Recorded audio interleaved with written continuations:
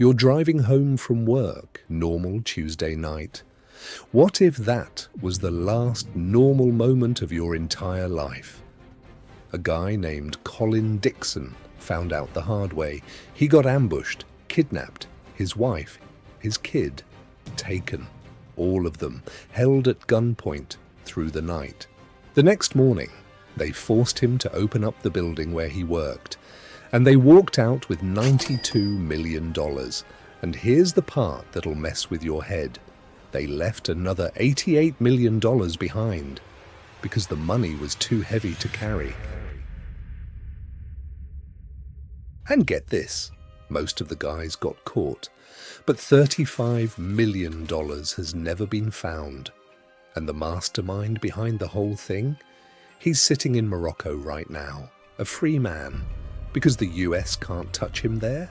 This is the full story, and I promise you won't see the ending coming. Let's back up. February 21st, 2006, Tunbridge, England. Colin Dixon is 51 years old. He's a manager at a cash processing depot. Normal job, normal life. He's got a wife, Lynn, a young kid at home. Every night he drives the same route home from work. You ever do something so many times that you stop thinking about it? That's what got him. Now, here's what you need to understand about where Colin worked. The Securitas Cash Depot in Tunbridge wasn't just some bank. This place processed cash for the entire southeast of England. Every bank, every ATM, every major store.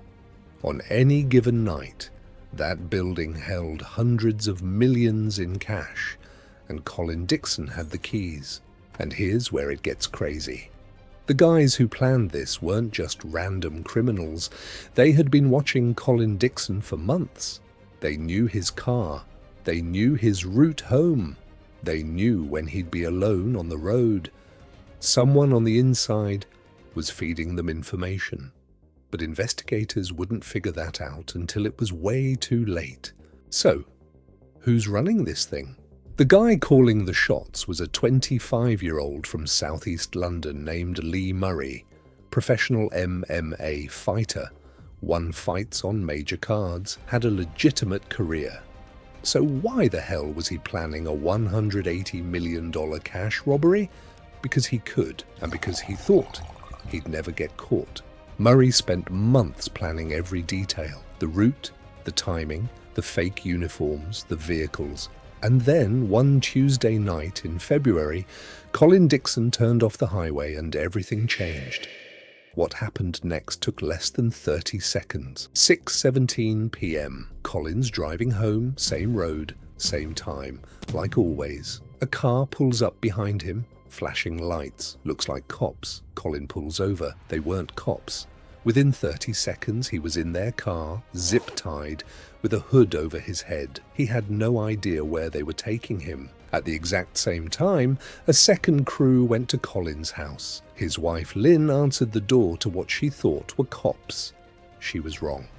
Her and their young daughter were zip-tied, hooded, taken.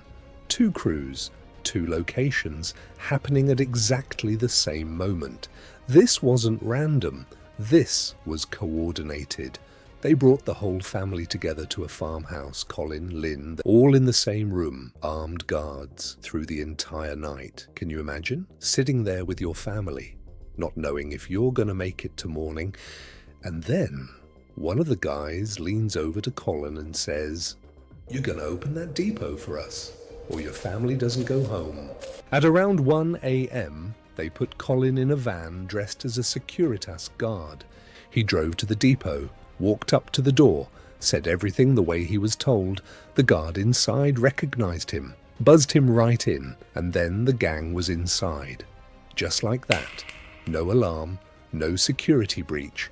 Colin Dixon just let them in, because what else was he gonna do? Once they were inside, the gang moved fast. They zip-tied every staff member in the building, 14 employees, all of them, on the floor, and then they started loading the vans. Cash, everywhere, pallets of it, stacked to the ceiling. And here's where it gets insane.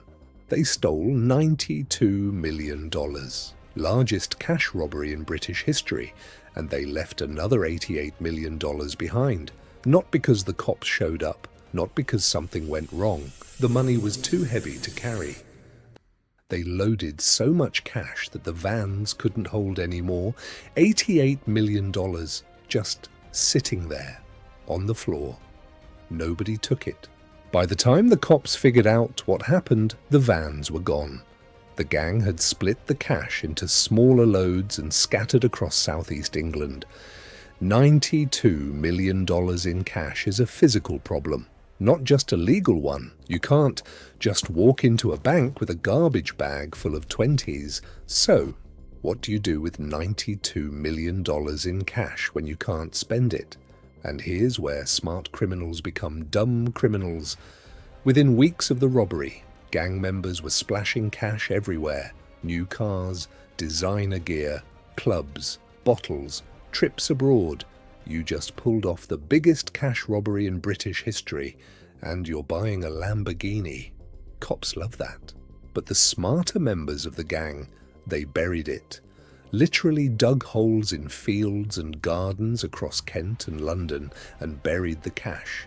Some of it was buried so well that even after investigators found the gang, they couldn't find the money.